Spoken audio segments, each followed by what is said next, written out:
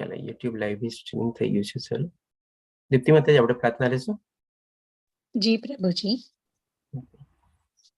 ओम नमो भगवते वासुदेवाय. ओम नमो भगवते वासुदेवाय. मंगलाचरण.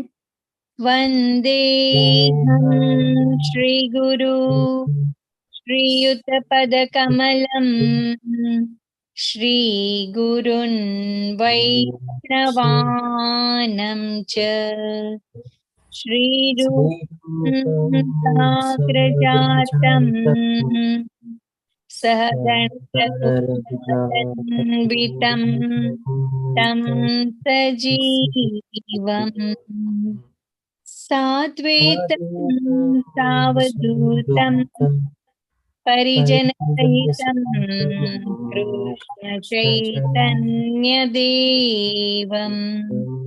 श्रीराधा कृष्णपादान सहगणललिता श्रीविशाखान्विता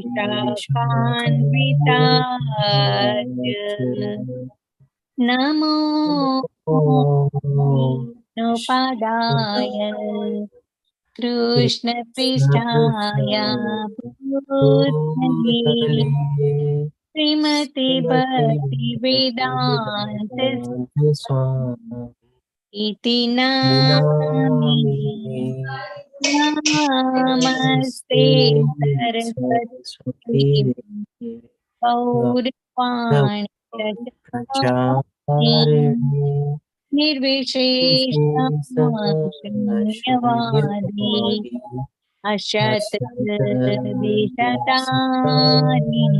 जय श्री कृष्ण चैतन्य प्रभु नित्यानंद श्री अद्वैत गदाधर श्रीवासादि गौर भक्त वृंद.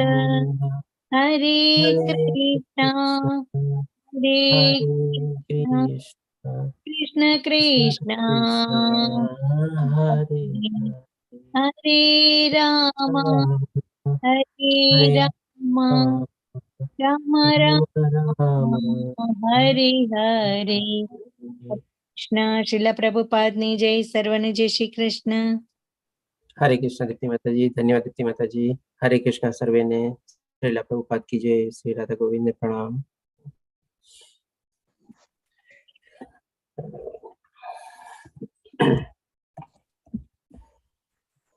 તો સૌપ્રથમ તો આપ સૌનું સ્વાગત છે. આપણે આ મંગલોર સ્થિત મંગલોરના ઇસ્કોન મંદિરના પ્રમુખ શ્રી નમનિષ્ઠાદાસ પ્રભુજી દ્વારા આયોજિત આપણે 18 દિવસનો ભગવદ ગીતાનો ઓનલાઈન કોર્સ અને એ પ્રમાણે આપણે ભગવાન શ્રી કૃષ્ણની કૃપા શ્રીલા પ્રભુપાદના આશીર્વાદથી અને નમનિષ્ઠાદાસ પ્રભુજીના આપણા આશીર્વાદ અને માર્ગદર્શન હેઠળ અને આયોજન હેઠળ આપણે 18 દિવસનો કોર્સ શરૂ કરીશું. લેવલ 1 નો શ્રીમદ ભગવદ ગીતાને આપણે સમજવાનો.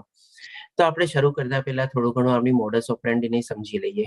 આપણે 18 દિવસમાં આપણે શ્રીમદ ભગવદ ગીતા જે આપણું આધ્યાત્મિક પુસ્તક છે એના આપણે 18 અધ્યાય છે, 18 અધ્યાય કવર કરશું. એટલે કે એક દિવસમાં આપણે એક અધ્યાય કવર કરશું. અને એક દિવસમાં એક અધ્યાય કવર કરવો થોડો ડિફિકલ્ટ છે, કારણ કે ભગવદ ગીતાને આખી સમજવી અને એના આપણે સરસ રીતે આપણે આચરણ કરવું એ પણ બહુ કઠિન છે. આપણે અને આના એક વાર નહીં પણ ઘણી બધી વાર આપણે એને પ્રયાસ કરવો પડે, ત્યારે આપણને ગુડ એનું જ્ઞાન જે છે આપણને સરસ રીતે આપણે સંપૂર્ણ રીતે આપણે મગજમાં ઉતારી શકીએ અને સમજી શકીએ અને ત્યાર પછી એને આપણે આચરણમાં મૂકી શકીએ. એટલા માટે આપણે એક દિવસમાં જેના મુખ્ય શ્લોકો છે અથવા તો જેની બેઝિક થીમ છે આપણે અથવા તો જે આપણે ભગવાન શ્રી કૃષ્ણ અને અર્જુનના સંવાદ રૂપી જે આ ભગવદ ગીતા છે એનો જે ફ્લો ઓફ થોટ્સ છે, કેવી રીતે આ વિચાર પ્રક્રિયા ચાલે છે એના ઉપર ધ્યાન કેન્દ્રિત કરીને આપણે એક દિવસમાં મુખ્ય શ્લોકોને બધું આપણે કવર કરશું. અને બીજું એક આપણે ઉદ્દેશ્ય રહેશે કે આપણે આ જે અત્યારે લેવલ 1 જે છે કોર્સ આપણે 18 દિવસમાં આપણે 18 અધ્યાય કવર કરશું. એ જાણીને એને સમજીને પછી આપણે લેવલ 2 માટે આપણે કેવી રીતે તૈયાર થઈએ એ પણ આપણે જાણશું અને લેવલ 2 ની સાથે સાથે આપણે લેવલ 3 છે, લેવલ 4 છે, લેવલ 5 છે એના પ્રત્યે આપણે આગળ વધવાની આપણે પ્રક્રિયા શરૂ કરશું અને જે રીતે આપણે રિપીટ બી કરી શકીએ છીએ. લેવલ 1 અત્યારે આપણે ગુજરાતી લેંગ્વેજમાં જેમ કે જુલાઈ મહિનાથી શરૂ થયું તો ઓલરેડી 12 મહિના થઈ ગયા અને આ 13મો બેચ છે અને આ જે ઓનલાઈન કોર્સ અત્યારે જે નમનીસા દાસ પ્રભુજીએ શરૂ કર્યો હતો ગયા મહિને જ already silver jubilee batch complete કર્યો અને આ 26મો બેચ છે અને આજની તારીખમાં ટોટલ લગભગ 11 લેંગ્વેજમાં અલગ અલગ ટાઈમમાં અલગ અલગ બધા બેચો ચાલે છે અને એમાં પણ આપણે બાળકો માટે બી છે, વૃદ્ધા આપણે એડલ્ટ લોકો માટે બી છે અને યુથ લોકો માટે બી અલગ અલગ બેચ છે. તો આ પ્રમાણે બધા અલગ અલગ લેંગ્વેજમાં અલગ અલગ ટાઈમ પ્રમાણે અને એવી જ રીતે આપણે 26મો બેચ કન્ટિન્યુઅસલી ચાલે છે. તો આજ સુધી લગભગ 7 લાખ જેટલા લોકોએ આપણે ભક્તગણ લોકોએ બધા આનો લાભ લીધેલો છે અને એવી રીતે બધા લોકો આજે પણ અલગ અલગ લેવલમાં બી એમાં જોડાયેલા છે. તો આ રીતે આપણો મેઇન આપણે ઉદ્દેશ રહેશે 18 દિવસમાં આપણે ભગવદ્ ગીતાને સમજવાનો કે 18 દિવસમાં આપણે 18 અધ્યાય કવર કરશું, મુખ્ય શ્લોક કરશું કે જેથી કરીને આપણે એક ઇન્ટ્રોડક્શન નોલેજ બધું આપણે મેળવી શકીએ.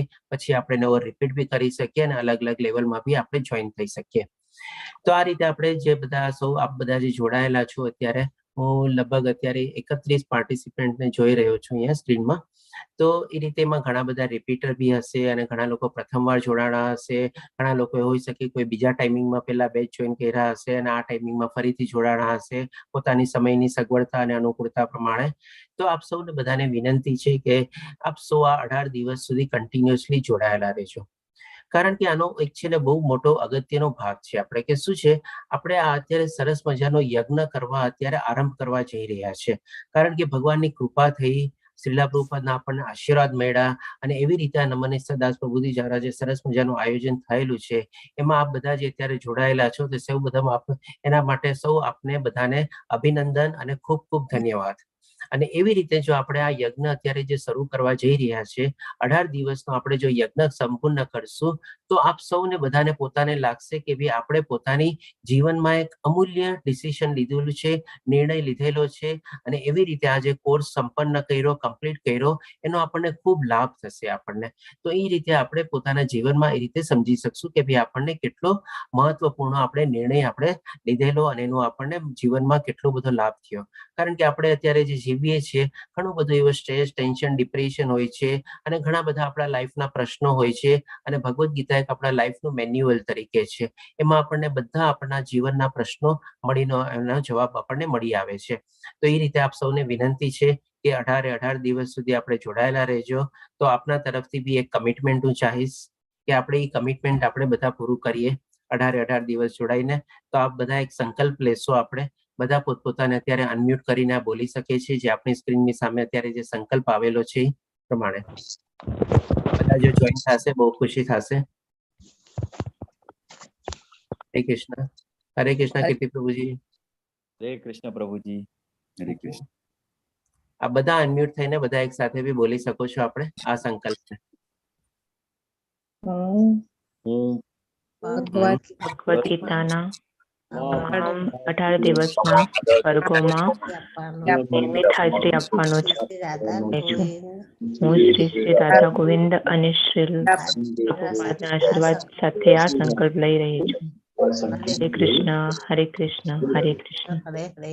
હરે રામ, રામ રામ, હરે હરે. હરે કૃષ્ણ સર્વેને. ધન્યવાદ સર્વેને. તો એ રીતે આપણે હરે કૃષ્ણ પ્રભુજી. હરે કૃષ્ણ માતાજી.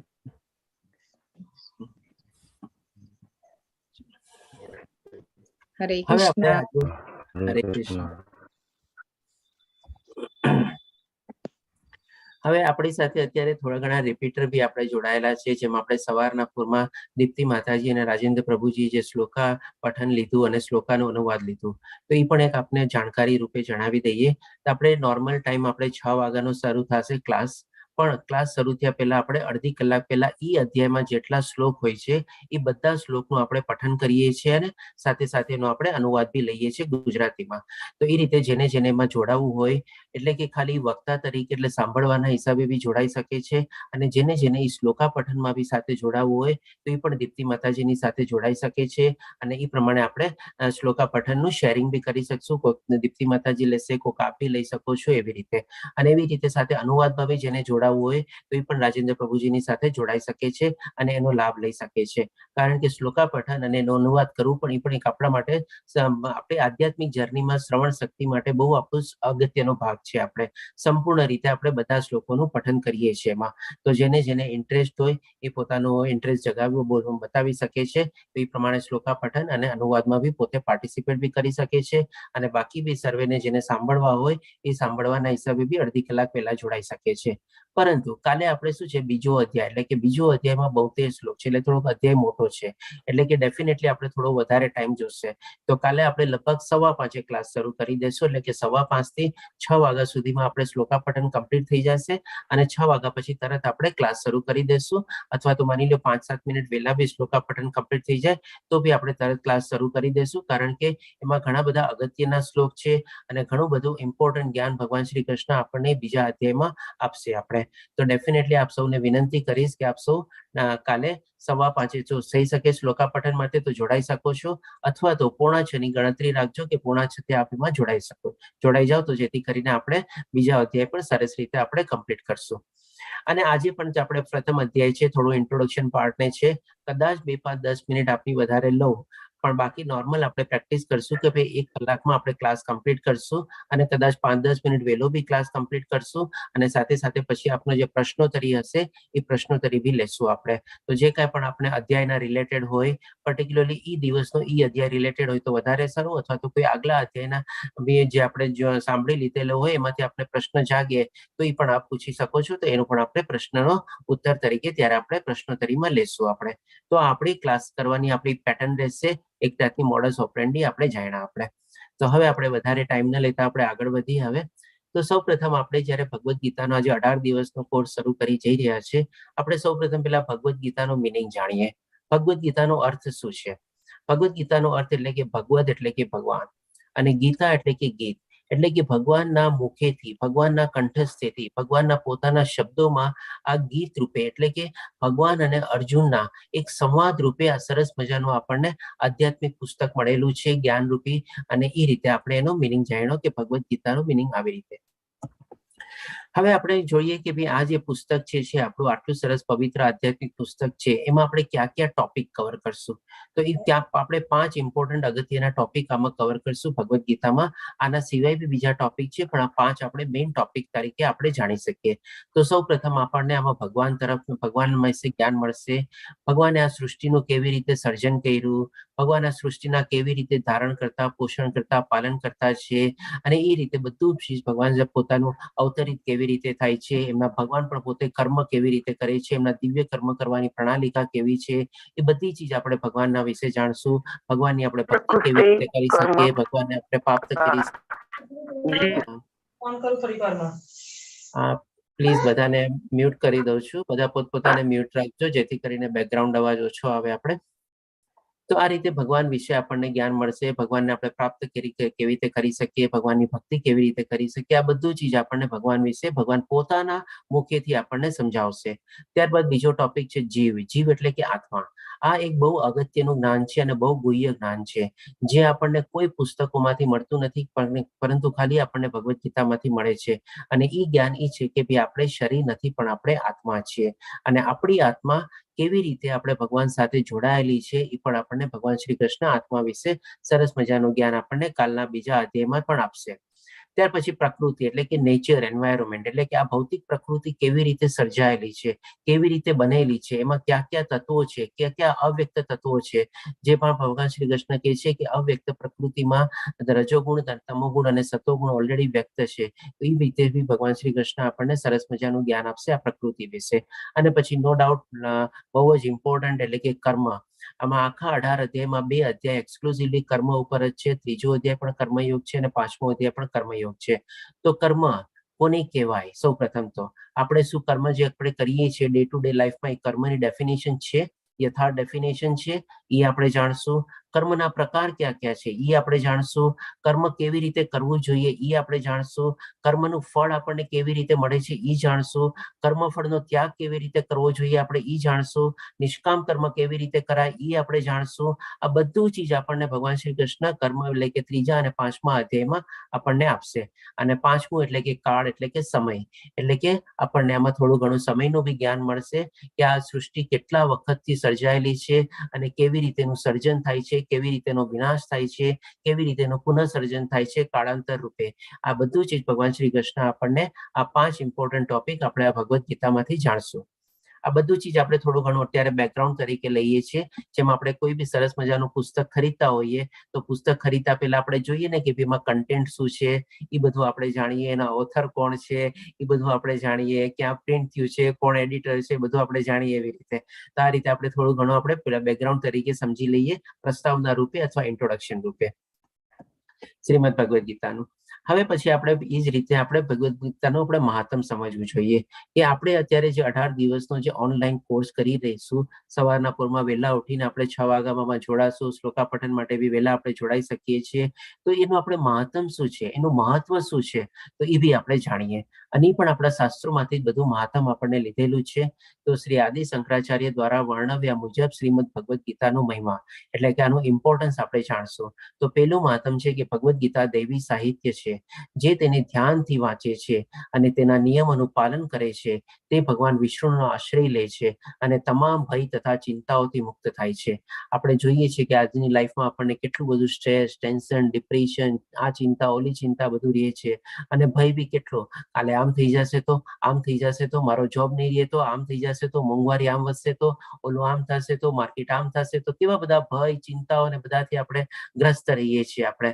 તો આ રીતે જયારે આપણે ભગવદ્ ગીતાનું આપણે ધ્યાન ધરીએ અને એને ધ્યાનથી વાંચીએ અને એનું આપણે અનુસરણ કરીએ અથવા તો એને ફોલો કરીએ અથવા તો એને આપણી જિંદગીમાં એનું આપણે આચરણ કરીએ, ત્યારે આપણને ભગવાન શ્રી કૃષ્ણ કહે છે કે ભાઈ આ બધા ભય અને ચિંતાઓથી આપણને મુક્ત થઈ જશું. અને આપણને સૌથી મોટો ભય શેનો હોય છે તો કે મૃત્યુનો ભય હોય છે. તો એ પણ આપણે જયારે ભગવદ્ ગીતા જોશું ત્યારે આપણને પછી મૃત્યુના ભયમાંથી બી આપણે મુક્ત થઈ જઈએ છીએ. અને જેવી રીતે આજે બધી અલગ અલગ ચિંતાઓ હોય છે એમાંથી પણ આપણને સરસ મજાને આપણને 5મા અધ્યાયમાં ભગવાન શ્રી કૃષ્ણ એક આપણને પીસ ફોર્મ્યુલા આપે છે. તો એ જાણીને પણ આપણે બધી ચિંતાઓમાંથી મુક્ત થઈ શકશું આપણે.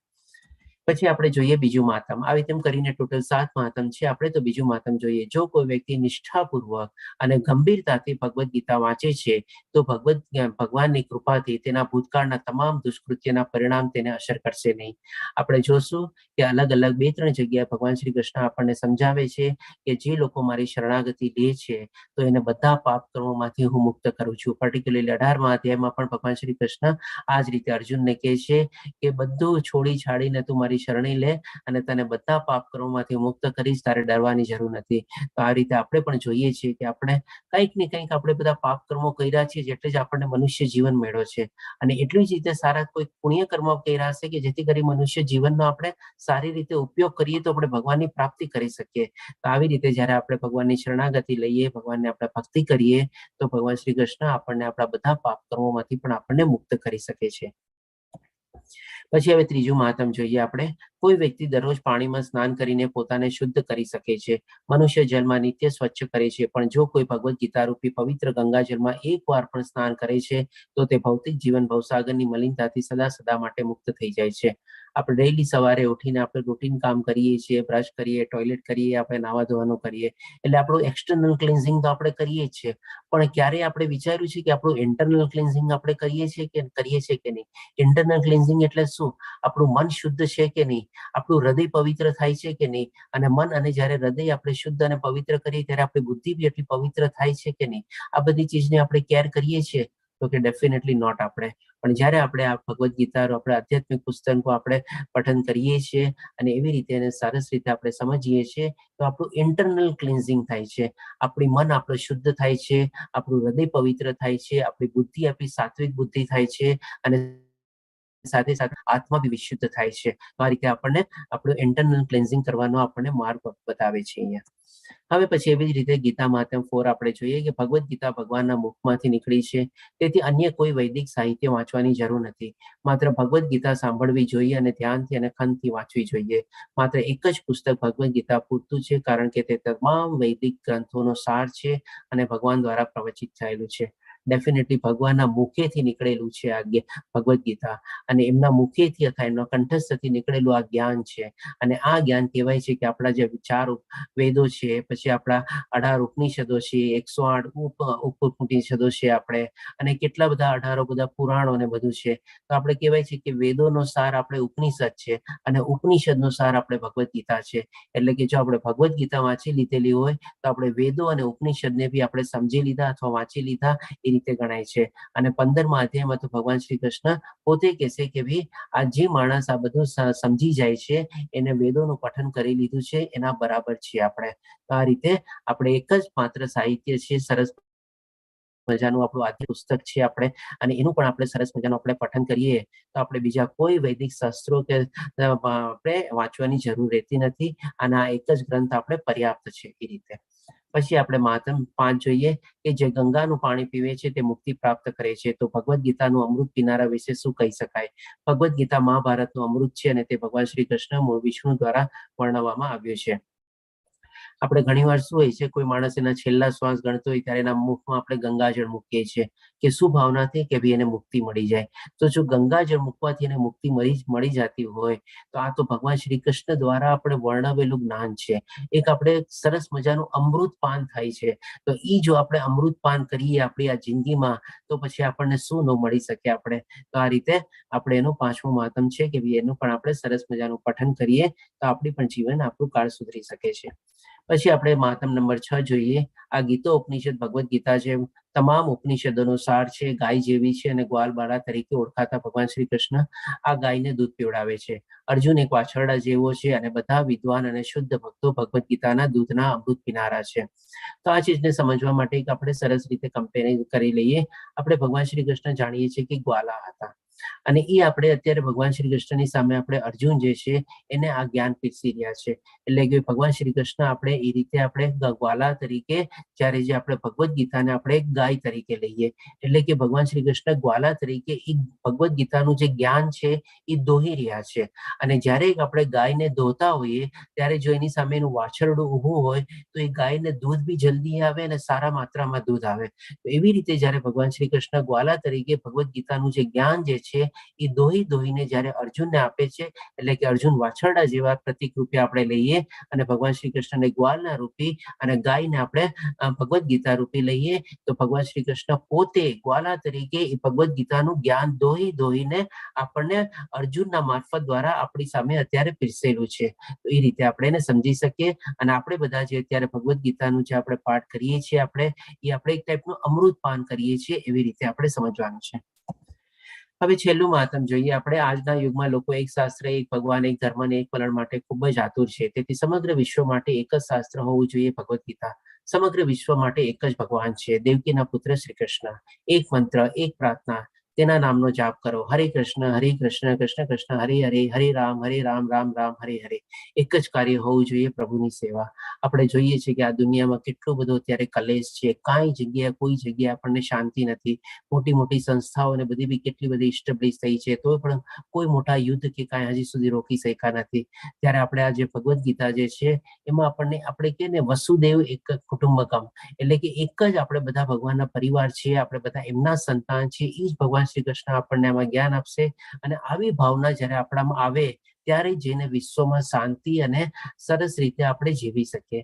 અધરવાઇઝ તો આપણે જોઈએ છીએ કે ભાઈ કેટલું બધું આપણે અત્યારે આપણા રિસેન્ટલી દાખલા છે, અફઘાનિસ્તાનનો દાખલો છે, અત્યારે યુક્રેન રશિયાની લડાઈ ચાલે છે, મોટી મોટી સંસ્થાઓ બધી થઈ છે, કેટલી યુનો આ તે બધી, પણ કોઈ યુદ્ધ રોકી શક્યા છે? પણ નથી રોકાતું. કારણ કે જ્યાં સુધી આવી ભાવના બધામાં નહીં આવે ત્યાં સુધી આ બધી ચીજ વર્લ્ડ પીસ એટલે કે ટોટલી શાંતિ પ્રવર્તવાની જ નથી. તો એના માર્ગદર્શન રૂપે આપણે શ્રીમદ ભગવદ્ ગીતાનો બી આપણો જો સહારો લઈએ અને એ રીતે આપણે સમજીએ કે આપણે બધા ભગવાનના સંતાન છીએ, અને એવી રીતે આપણે જ્યારે ભગવાનની શાંતિ માટે પ્રાર્થના કરીએ, વર્લ્ડમાં શાંતિ માટે પ્રાર્થના કરીએ, તો જ આપણે થોડા ઘણા આપણે સફળ થઈએ. બાકી અધરવાઇઝ જો આવી રીતે ચાલે તો પછી એમાં ઓછું જ છે. તો આ રીતે આપણે 7 મહાત્મ્ય સમજ્યા. હવે આપણે શું છે, ઇસ્કોનના આપણે સ્થાપક આચાર્ય એટલે કે પરમ પૂજ્ય એસી ભક્તિ વેદાંત સ્વામી પ્રભુપાદના ઉદ્દેશ્યના આધારે આપણે આ ભગવદ્ ગીતાને ફોલો કરશું. આના સંદર્ભમાં હું એક આપને કહીશ કે જો આપણી પાસે અત્યારે ભગવદ્ ગીતા હોય તો બહુ જ સારું. આપણે એ પણ ઇસ્કોનની ભગવદ્ ગીતા જે શ્રીલા પ્રભુપાદના ઉપદેશો ઉપર આધારિત છે. પણ જો એ ન હોય તો હું વિનંતી કરીશ કે આપે ભગવદ્ ગીતા પરચેસ કરી લ્યો અને આપણે ક્લાસમાં પોતાની સાથે ભગવદ્ ગીતા બી રાખો અને એક નોટ અને કાગળ, પેન, પેન્સિલ જે કાંઈ પણ આપને ફાવે એ પ્રમાણે રાખો કે જેથી કરીને આપણા જે કાંઈ પણ પ્રશ્ન આવે એ પણ આપણે નોટ કરી શકો છો. કારણ કે આમાં શું છે, ઘણા બધા પ્રશ્નો એવા હશે આપની લાઈફના રિલેટેડ કે આપણને એક અધ્યાયમાં કમ્પ્લીટ રીતે સંપૂર્ણ રીતે જવાબ ન પણ મળે, પણ 18 અધ્યાયમાં અલગ અલગ રૂપમાં પાર્ટમાં કદાચ આપને સંપૂર્ણ રીતે જવાબ મળી જશે. જ્યારે 18 અધ્યાયના અંતે તમે જે પોઈન્ટ બધા નોટ કર્યા હશો અને એક ચેન બનાવશો તો તમને લાગશે કે તમારો જે પ્રશ્ન હતો અને જે મોટો કોયડો જે આપનો લાગતો હતો એટલો સરસ રીતે ઉકેલાઈ જશે કે આપણને ખબર બી નહીં પડે. તો એ રીતે આપ સૌને વિનંતી છે કે આપણે ઇસ્કોનની ભગવદ્ ગીતા આપણે સાથે રાખજો અને કાગળ, પેન, પેન્સિલ બી સાથે રાખજો. અને હવે શું કામે આપણે ભગવદ્ ગીતા આપણે ઇસ્કોનની જ ફોલો કરીએ છીએ એ બી આપણે ભગવાન શ્રી કૃષ્ણ દ્વારા જ આપણે જે ગુરુ શિષ્ય પરંપરા જે છે એને આપણે ફોલો કરવી જોઈએ. જે આપણે ચોથા અધ્યાયમાં જાણશું કે આપણે જે ગુરુ શિષ્ય પરંપરામાં આપણે ભગવદ્ ગીતાનું જે જ્ઞાન આવતું હોય એ જ આપણે ફોલો કરવું જોઈએ. અને એમાં શ્રીલા પ્રભુપાદજીનો એ ગુરુ શિષ્ય પરંપરાની સિક્વન્સમાં 32મો નંબર છે. આપણે ત્યારે ચોથા અધ્યાયમાં આપણે સરસ રીતે એને કવર કરશું. બાકી આજની તારીખમાં આપણે જોઈએ છીએ કે ઘણી ખરી એવી બધી માર્કેટમાં ભગવદ્ ગીતા બી આપણને ઉપલબ્ધ હોય છે કે જેનો જે સોર્સ છે, આપણે કહીએ ને, જે જ્ઞાનનો જે સોર્સ છે એ જે ગુરુ પરંપરાના ફોલો રીતે નથી, પણ પોતપોતાનું આપણે મંતવ્યો, પોતપોતાનું આપણે ઇન્ટરપ્રિટેશન ને બધું આપેલું હોય છે. તો ઘણીવાર આપણને એમાં ગેરમાર્ગે બી આપણને સૂચવી શકે અથવા આપણે ગેરમાર્ગે દોરાઈ શકીએ. એટલા માટે સૌને વિનંતી છે કે આપણે શ્રીલા પ્રભુપાદજીના ઇસ્કોન દ્વારા જે આપણે ભગવદ્ ગીતા છે, શ્રીમદ ભગવદ્ ગીતા યથાર્થ રૂપે એ આપણે એને ફોલો કરશું. હવે આપણે એ આચાર્ય જે સ્થાપક છે આપણે શ્રીલા પ્રભુપાદજી, એનું થોડું લાઈફ હિસ્ટ્રી બી આપણે જાણી લઈએ. તો શ્રીલા પ્રભુપાદજીનો આપણે સારા સંસ્કારી સુખી સંપન્ન કુટુંબમાં જન્મ થયેલો હતો અને એને સુખી સંસ્કારી એટલે કે બી સારા સંસ્કાર હતા, ભગવાનના જ્ઞાન હતું અને એવી રીતે એ લોકો એમાં પ્રવૃત્ત હતા. એમના પિતાજી પણ એવી જ રીતે બધી આધ્યાત્મિક માર્ગમાં પ્રવૃત્ત હતા. અને શ્રીલા પ્રભુપાદજી પણ નાનપણમાં 5 વર્ષની ઉંમરથી સૌપ્રથમ આપણે યાત્રામાં જોડાના હતા. હમણાં જ આપણે રિસેન્ટલી યાત્રા ગઈ આપણે એ. તો એવી જ રીતે પછી જયારે શ્રીલા પ્રભુપાદજી જયારે મોટા થાય છે ત્યારે 26મી વર્ષે એ એમના ગુરુજીને મળે છે, શ્રીલા ભક્તિ વેદાંત સરસ્વતી સ્વામીને. ત્યારે એમને મળે છે ત્યારે એ સ્વામીને એમને આ શ્રીલા પ્રભુપાદજીમાં કંઈક એવું દેખાય છે, એવું તેજસ દેખાય છે, એવું તેજસ્વી એને દેખાય છે કે ભાઈ એમને આદેશ આપે છે કે તમારે આ આપણે જે ભગવદ્ ગીતાનો જે ઉદ્દેશ છે એ દેશમાં નહીં પણ વિદેશોમાં બી આપણે અલગ અલગ ભાષામાં આપણે એને પ્રચાર કરવાનો છે. એવી રીતે એમને આદેશ આપે છે. તો જયારે 26મી વર્ષે ઉંમરે મળ્યા હતા ત્યારે એ પ્રમાણે એને આદેશ તો લીધો પણ એટલા પ્રવૃત્ત નહોતા થયા. પછી જયારે 36મી વર્ષે દીક્ષા લે છે અને પછી એમાં એક્ટિવલી પ્રવૃત્ત થાય છે અને 36 વર્ષથી લઈને એમનો જન્મ 1896માં થયેલો હતો. અને 36 વર્ષથી લઈને ઉંમરમાંથી લઈને 1969 એટલે કે લગભગ 33 વર્ષ સુધી ભારતમાં ઘણા બધા પ્રયાસો કરે છે. એમણે સૌ પ્રથમ પેલું મેગેઝિન બી બહાર પાડેલું જેનું નામ છે બેક ટુ ગોડ હેડ. આજની તારીખમાં બી બધા એના અનુયાયીઓ લોકો ચલાવે છે. અને આપણે જાણીએ છીએ ત્યારે આપણે ભારત દેશ આપણો સ્વતંત્ર નહોતો અને આપણે અંગ્રેજોની ગુલામીમાં રહેતા હતા. તેમ છતાં બી એમણે અલગ અલગ પોલિટિશિયનોને મળ્યા, પછી આપણે અલગ અલગ કાર્યકર્તાઓને બધાને મળ્યા અને ઘણા બધા એવા પ્રયાસ કર્યા આપણે ભગવદ્ ગીતાના ઉપદેશોનો પ્રચાર કરવા માટે. પણ એ 33 વર્ષમાં જે પ્રમાણે એમણે મહેનત કરી એના પ્રમાણમાં એમને ઓછી સફળતા મળી અને લગભગ 54મી વર્ષે એમણે વનપ્રસ્થ લીધું અને 60મી વર્ષે એમણે સંન્યાસ લીધો. એટલે કે લગભગ 1965માં જયારે એમની ઉંમર 69 વર્ષની હતી ત્યારે બનવા જોગ એવું થયું કે ભાઈ એમને અમેરિકાનો પ્રવાસ કર્યો. હવે ગમે તેમ કરીને એમને વિઝા અરેન્જ કર્યા અને એમની પાસે કઈ એવું દ્રવ્ય હતું નહીં, એટલે કે ખાલી અમુક રૂપિયા લઈ અને એક આપણે કાર્ગો શિપમાં, હવાઈ જહાજમાં નહીં, જે કાર્ગો શિપમાં જે સમુદ્રમાં જઈને આપણે યુએસમાં ગયું એટલે કે લગભગ હોઈ શકે મહિનાઓ લાગ્યા હશે એ ટાઈમમાં સમુદ્રમાં ભારત દેશથી અમેરિકા પહોંચતા, અને એ શિપમાં એમને 2 વાર હાર્ટ એટેક બી આવ્યા, પણ તેમ છતાં બી જેમ આપણે કહીએ ને રામ રાખે તેને કોણ ચાખે, અને એ સહી સલામત રીતે અમેરિકા પહોંચ્યા 1965માં, એટલે કે જ્યારે એમની ઉંમર 69 વર્ષની હતી. માણસ ત્યારે બધું મૂકી દે કે હવે ઠીક છે આટલા પ્રયાસ કર્યા, જે ન થયું તો હવે શું કરવું, પણ તેમ છતાં એમણે પોતાના પ્રયાસ છોડ્યા નહીં, અને એમના ગુરુને એમને આદેશ માન્યો અને પાલન કર્યું, અને 1965માં એમણે યુએસમાં જઈ અને પછી આપણે જોઈએ છીએ કે એમણે આખા દેશ વિદેશમાં ઘણી બધી જગ્યાએ આપણે ઇસ્કોનનો પ્રચાર કર્યો અને ભગવદ્ ગીતાનો પ્રચાર કર્યો, અને આજની તારીખમાં બી ઘણા બધા જગ્યાએ આપણે ઇસ્કોનના મંદિરો ને બધું છે. ભારતમાં બી ઘણી બધી જગ્યાએ છે અને વિદેશોમાં બી ઘણી બધી જગ્યાએ છે આપણે. તો આ એક એમની શોર્ટ મુસાફરી હતી 1965 થી, એટલે કે જયારે એમની ઉંમર 69 વર્ષની હતી, અને 1977માં જયારે એમણે આપણે વૈકુંઠ લોક પ્રાપ્ત કર્યું પોતાનો દેહ છોડીને, એટલે કે લગભગ 12 વર્ષમાં એમણે ઘણી બધી એવી યાત્રાઓ કરી, દેશ વિદેશની. કહેવાય છે કે લગભગ 12 વર્ષની અંદરમાં એમણે અગણિત વાર આખા દેશમાં, ઘણી વાર ઈસ્ટમાં, વેસ્ટમાં, એમ કરીને આપણે આખા વર્લ્ડની મુસાફરી કરેલી, અને આખા દેશ પ્રદેશમાં ઘણા બધા એવા ઇસ્કોનના મંદિરો સ્થાપિત કર્યા આપણે.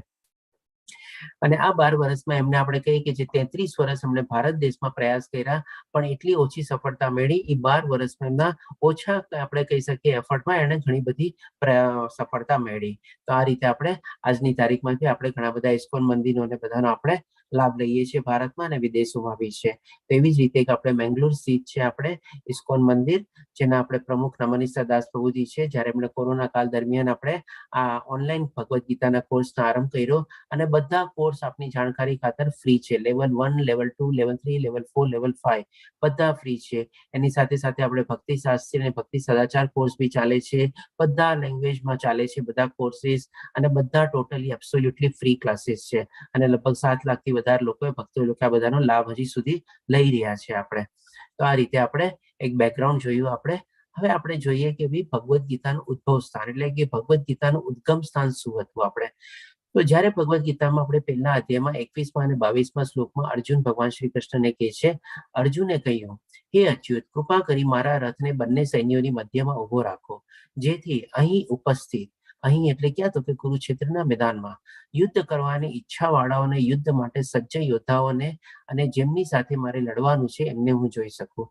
એટલે કે આ રીતે ભગવાન શ્રી કૃષ્ણને જ્યારે અર્જુન કહે છે કે હે ભગવાન શ્રી કૃષ્ણ, તમે મારા રથને, એટલે કે આપણે યુદ્ધ ભૂમિની વચ્ચોવચ, એટલે કે કુરુક્ષેત્રના મેદાનના વચ્ચોવચ લઈને જાઓ, કે જેથી કરીને હું નિરીક્ષણ કરી શકું, એટલે કે હું બધાને જોઈ શકું કે ભાઈ કોણ કોણ લોકો મારી સામે લડવા આવ્યા છે અને મારે કોની કોની સામે લડવાનું છે.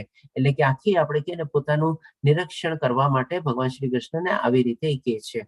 અને હવે જ્યારે કૃષ્ણએ એ બંને સેનાઓ વચ્ચે રથ ચલાવ્યો, કુરુક્ષેત્રની લડાઈ લડવામાં અર્જુન મુશ્કેલીમાં હતો, તેમણે શ્રી કૃષ્ણની શરણાગતિ સ્વીકારી અને પરિણામે ભગવદ્ ગીતાનું વ્યાખ્યાન સંભળાવ્યું. એટલે કે સંભવ્યું, એટલે કે જ્યારે અર્જુન યુદ્ધ ભૂમિની વચ્ચોવચ પહોંચી જાય છે એમના રથની સાથે અને ભગવાન શ્રી કૃષ્ણની સાથે, ત્યારે આખા યુદ્ધ ભૂમિનું નિરીક્ષણ કરે છે.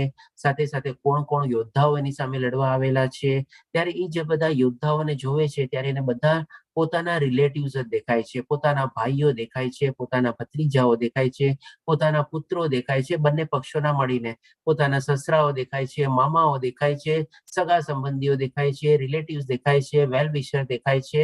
આવી રીતે બધા પોતાના બધાને દેખાય છે. અને એ રીતે ત્યારે એ પોતે બહુ મોટી વિટંબણામાં આવી જાય છે, જે આપણે આ જ અધ્યાયમાં જોશું કે એની કઈ કઈ વિટંબણાઓ હતી. એટલા માટે આપણે જે છે એ જે ઉદ્ગમ સ્થાન જે છે આપણે ભગવદ્ ગીતાનું, ત્યારે અર્જુન પછી ભગવાન શ્રી કૃષ્ણની શરણાગતિ લે છે અને વિનમ્ર પૂર્વક ભગવાન શ્રી કૃષ્ણને કહે છે કે હવે મારે યુદ્ધ લડવું જોઈએ કે ન લડવું જોઈએ, અને લડવું જોઈએ તો શું કામે લડવું જોઈએ. અલગ 4 પ્રશ્નો દ્વારા એ ભગવાન શ્રી કૃષ્ણને વિનંતી કરે છે કે તમે મને આ જ્ઞાન આપો, મારા હિતકારી અથવા મારા કલ્યાણકારી માટે જે હોય. એટલે કે આ જગ્યાએ પછી ભગવાન શ્રી કૃષ્ણ એ પૂરેપૂરું આપણે ભગવદ્ ગીતાનું આપણે જેવા 700 શ્લોક છે એ જ્ઞાન આપણે અર્જુનને પ્રદાન કરે છે. આપણે તો આ રીતે આપણે ભગવદ્ ગીતાનું ઉદ્ગમ સ્થાન ઉપર ગયા. એટલે કે કારણ કે અત્યાર સુધી આપણે શું જોયું, બધું બેકગ્રાઉન્ડ જોયું કે કોણે લખેલી છે ચોપડી, એમાં શું શું કન્ટેન્ટ છે, એડિટર કોણ છે, પબ્લિશર કોણ છે. આપણે કોઈ બી પુસ્તક ખરીદતા પહેલા જોઈએ તો એવી જ રીતે આખું આપણે ભગવદ્ ગીતાનું અત્યારે આપણું બેકગ્રાઉન્ડ જોયું, આપણે એનું ઇમ્પોર્ટન્સ જોયું, ભગવદ્ ગીતાનો મિનિંગ જાણ્યો આપણે, અને ભગવદ્ ગીતા કેવી રીતે ઉદ્ભવેલી છે, ક્યાં ઉદ્ભવેલી છે, એ બધું આપણે જાણ્યું. હવે આપણે અહીંયા મેઇન આપણો પહેલો અધ્યાય શરૂ થાય છે કે જેનું નામ છે આપણે અર્જુન વિષાદ યોગ અથવા તો અર્જુનના વિલાપનો યોગ અથવા તો એમ પણ આપણે કહી શકીએ કે ભાઈ યુદ્ધ ભૂમિનું નિરીક્ષણ તરીકે. હવે જ્યારે અર્જુન નિરીક્ષણ કરે છે યુદ્ધ ભૂમિનું ત્યારે આપણે એની સાથે સાથે બીજા 2 જણા બી નિરીક્ષણ કરી રહ્યા હતા આપણે. કોણ? તો કે એક તો આપણે ધૃતરાષ્ટ્ર અને બીજું કોણ? તો કે દુર્યોધન. એ પણ ત્યાં બધા મોજૂદ હતા અને આ આપણે વચ્ચે અર્જુન છે આપણે. એટલે કે આ પહેલો અધ્યાય જે છે આપણે સમરાઇઝ જો કરીએ તો ત્રણેયની જે અલગ અલગ જોવાની પ્રક્રિયા હતી એના ઉપર જ આપણે આધારિત છે. ધૃતરાષ્ટ્ર આપણે અંધ હતો, પણ આપ સૌ જાણો છો કે જે પ્રમાણે વ્યાસ મુનિએ સંજય આપણે ધૃતરાષ્ટ્રના સારથી હતા. તો સારથી સંજયને જ્યારે દિવ્ય ચક્ષુ પ્રદાન કરે છે અને એ દિવ્ય ચક્ષુ પ્રદાન થયેલા દ્વારા વ્યાસ મુનિના આશીર્વાદ રૂપે એ પોતે ત્યાં હસ્તિનાપુરમાં બેઠા બેઠા કુરુક્ષેત્રનું યુદ્ધ ભૂમિનું સરસ રીતે નિહાળી શકતો હતો અને એ રીતે નિહાળીને એટલે કે જોઈને વર્ણવી શકતો હતો ધૃતરાષ્ટ્રને. એટલે કે ધૃતરાષ્ટ્રે પણ એ રીતે આખું યુદ્ધ ભૂમિ આપણે જોઈતી સંજયના દિવ્ય ચક્ષુ દ્વારા. અને એ રીતે ત્યારે દુર્યોધન બી હતો અને અર્જુન બી હતો. હવે આપણે એક એક કરીને જોશું કે બધાની પ્રક્રિયા કેવી હતી ત્યારે, કારણ કે આખો અધ્યાયમાં પહેલામાં એ જ છે આપણે બધાને લોકોના રિએક્શન કેવા હતા યુદ્ધ ભૂમિ ઉપર આપણે જ્યારે બધા લોકો સજ્જ હતા યુદ્ધ લડવા માટે ત્યારે.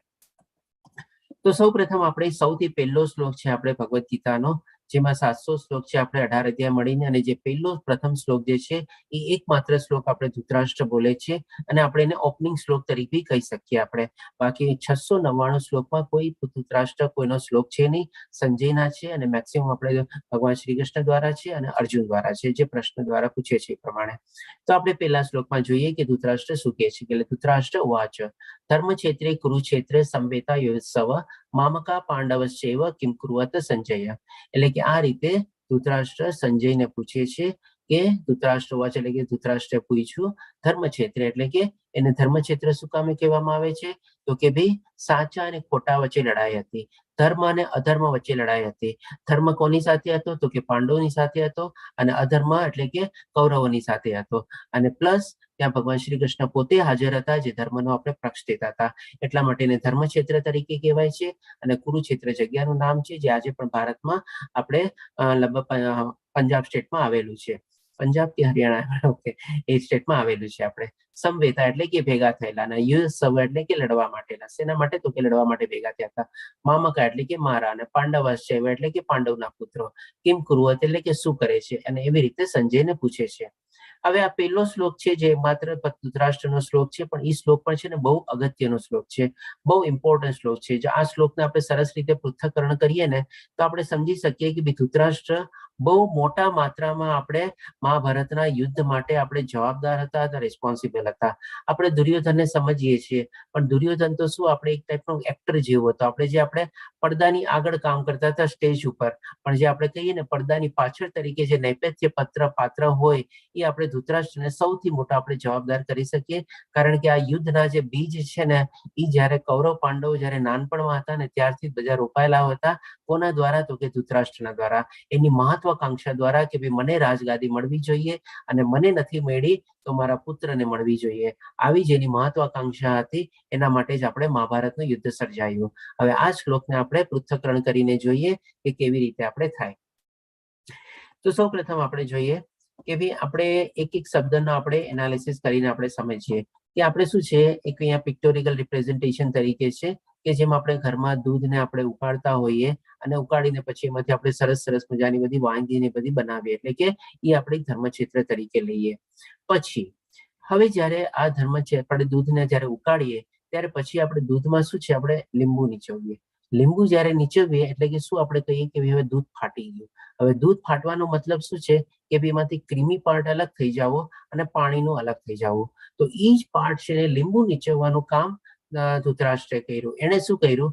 મામકા એટલે કે પોતાના પુત્રોને અલગ તારવી દીધા અને પાંડવ એટલે કે પાંડવના પુત્રોને અલગ તારવી દીધા.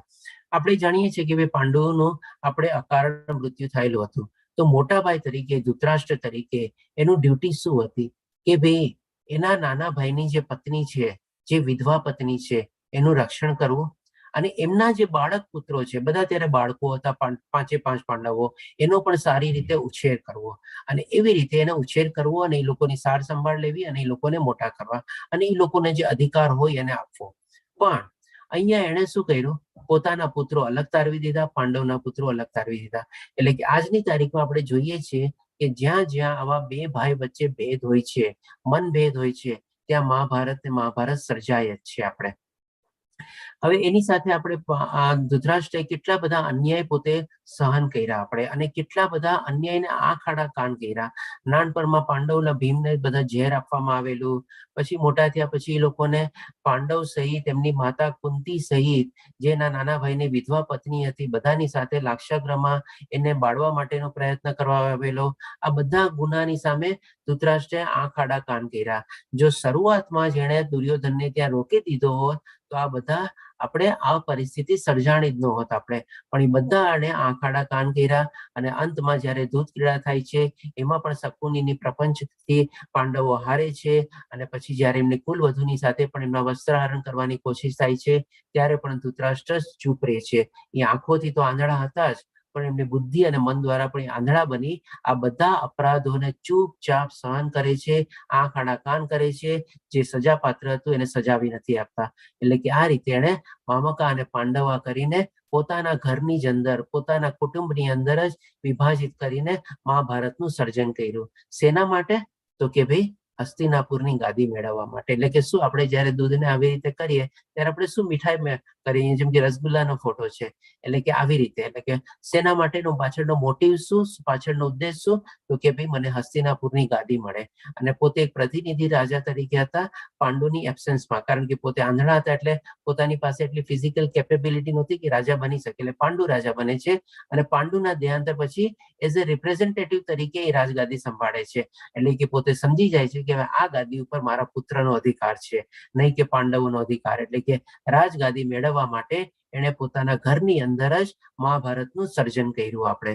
એટલે કે આજ આપણને એક પહેલા શ્લોકમાંથી જ આપણને બહુ સરસ મજાની લર્નિંગ આવે છે કે જ્યાં આવી રીતે ઘરના આવા ફાટા પડી જાય, ટુકડા પડી જાય, ત્યાં મહાભારત સર્જાવાના જ છે આપણે.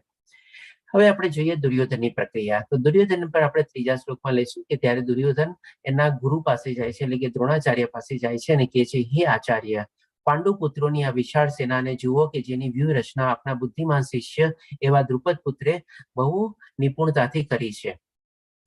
હવે સૌપ્રથમ પહેલા આ શ્લોકને સમજવા પહેલા આપણે છે ને દુર્યોધનની માનસિક પ્રક્રિયા અને એની જે બોડી લેંગ્વેજ છે ને એ આપણે જોઈએ.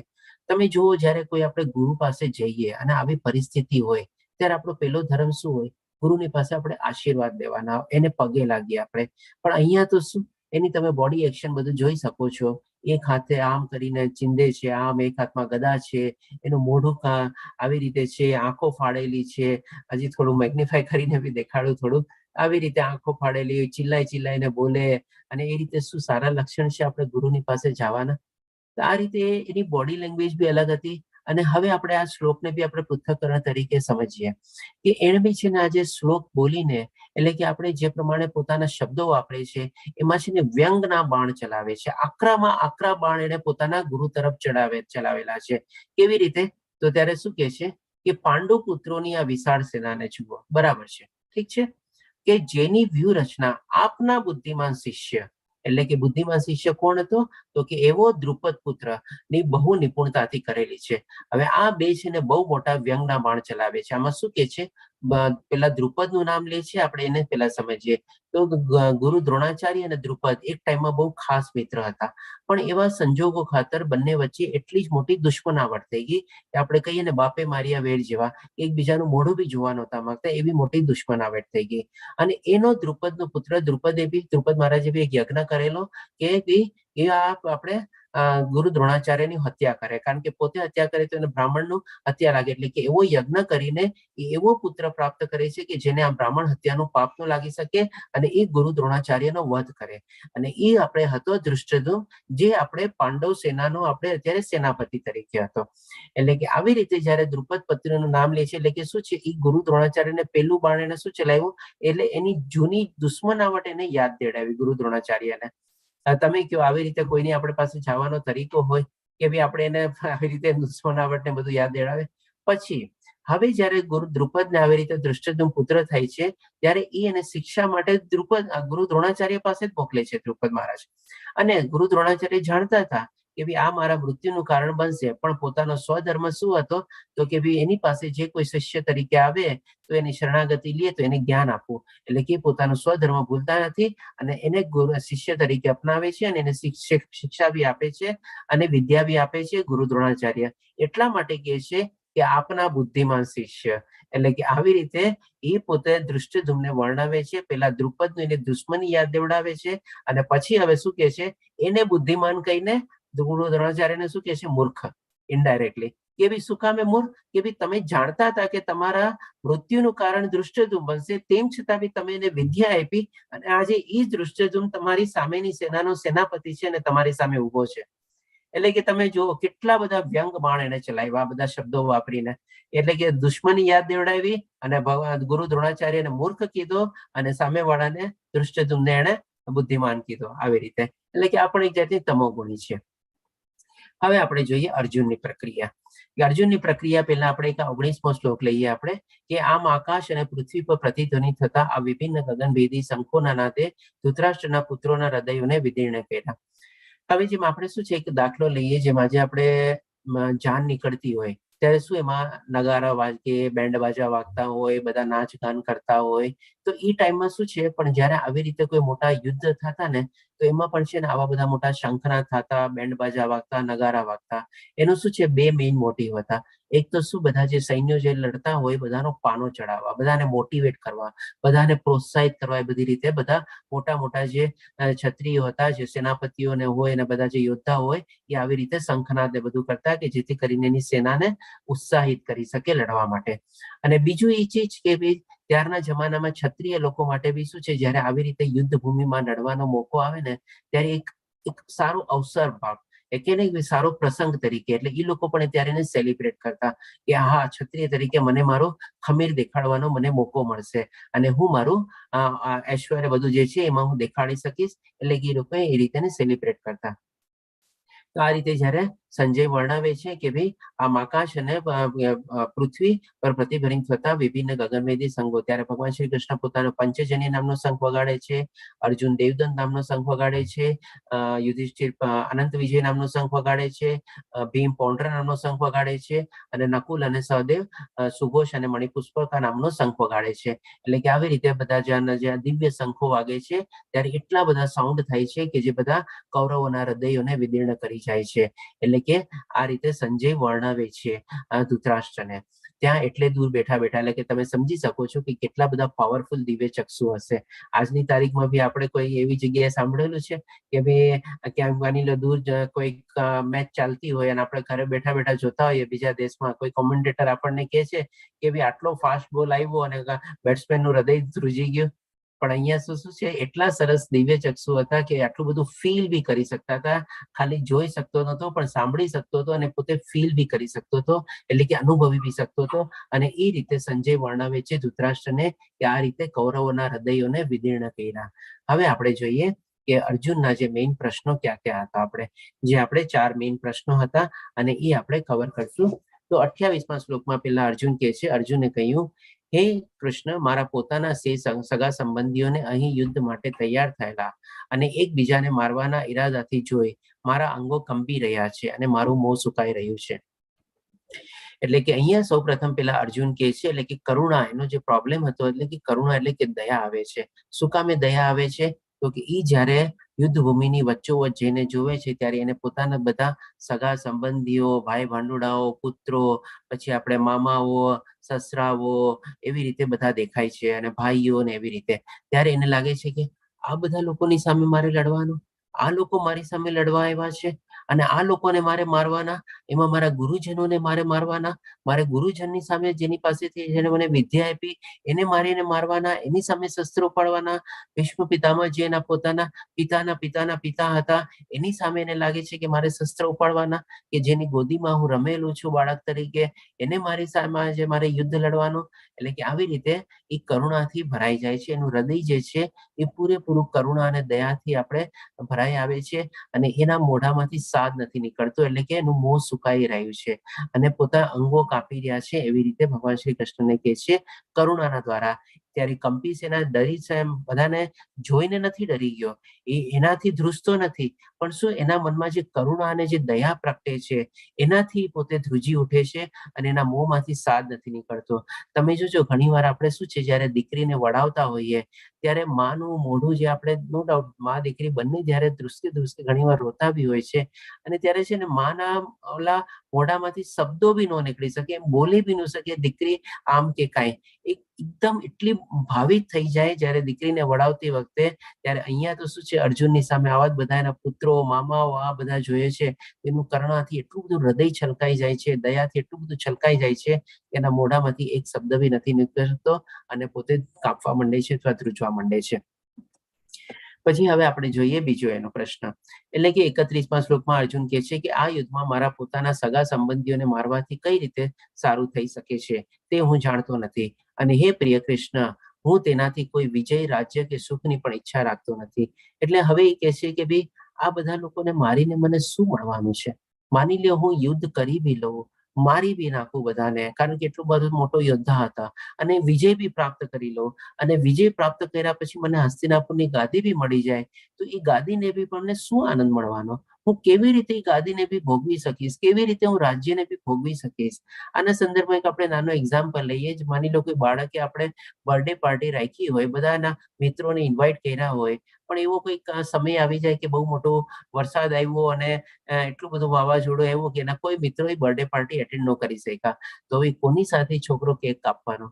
કોની સાથે રમવાનો? કોની સાથે પોતાની ગેમ શેર કરવાનો? કોની સાથે પોતાની ગિફ્ટ શેર કરવાનો? એ બધું એને કઈ આનંદ મળે આપણને? તો એવી જ રીતે જયારે અર્જુનને લાગે છે કે માની લો જીતે બી લઉં, મને રાજ્ય બી મળી જાય, તો પણ કોની સાથે શેર કરીશ? કોની સાથે હું આનંદ કરીશ? કોની સાથે હું સેલિબ્રેટ કરીશ? મને આ બધી કોઈ ચીજનો મને કોઈ સુખ આનંદ તો મળશે જ નહીં. બધાને મારીને હું જયારે ગાદી બેસીશ ત્યારે મને પોતાને જ એમ લાગશે કે મેં આ ખોટું કર્યું. તો એ જ હવે આગળ વધારે છે અને પછી કહે છે કે હું પાપ કરવા જઈ રહ્યો છું. એટલે કે 36મા શ્લોકમાં કહે છે કે જો અમે આવા આતતાઈઓને મારશું તો અમે પાપમાં જ પડીશું. તેમજ અમે ધૃતરાષ્ટ્રના પુત્રો તથા તેમના મિત્રોને વધ કરીશું તો તે ઉચિત થશે નહીં. હે લક્ષ્મીપતિ કૃષ્ણ, આનાથી અમને શું લાભ થવાનો છે? અને અમારા જ કુટુંબીજનોને મારીને અમે કેવી રીતે સુખી થશું? એટલે કે આ રીતે જ હવે ભગવાન શ્રી કૃષ્ણને વર્ણવે છે કે પેલા તો મને કોઈ સુખ આનંદ દેખાતો નથી, રાધર મને ગિલ્ટી ફીલ થાય છે કે હું આ મારા જ આપ્તજનોને, મારા કુટુંબીજનોને બધાને જો હું મારીને ગાદીએ બેસીશ તો હું પાપ કરી રહ્યો છું. મારા ગુરુની હત્યા કરીને હું પાપ કરીશ, ભીષ્મ પિતામહની હત્યા કરીને હું પાપ કરીશ, મારા પુત્રો, મારા મામાઓ, આ બધા સગા સંબંધીઓ બધાને હણીને હું પાપ કરવા જઈ રહ્યો છું. એટલે કે પોતાને ગિલ્ટી ફીલ સમજે છે અને એ રીતે કહે છે કે ભાઈ હું કેવી રીતે સુખી થઈ શકીશ. આ એનો ત્રીજો પ્રશ્ન હતો. હવે ચોથો જે પ્રશ્ન છે એ કાલ્પનિક પ્રશ્ન છે, જે 39 થી લઈને 45મા શ્લોક સુધી અર્જુન બહુ ડીપલી ભગવાન શ્રી કૃષ્ણને સમજાવવાની કોશિશ કરે છે કે કૌટુંબિક પરંપરાઓ બધી અસ્તવ્યસ્ત થઈ જશે. તો આપણે 42 શ્લોકમાં લઈએ કે જે લોકો પાપ કર્મોથી કુલ પરંપરાનો નાશ કરે છે અને એ રીતે વાંચિત સંતતિને જન્મ આપે છે, તેમના દુષ્કર્મોથી સર્વ પ્રકારના સમુદાયિક કાર્ય તથા પારિવારિક કલ્યાણ કાર્ય વિનિષ્ટ થઈ જાય છે.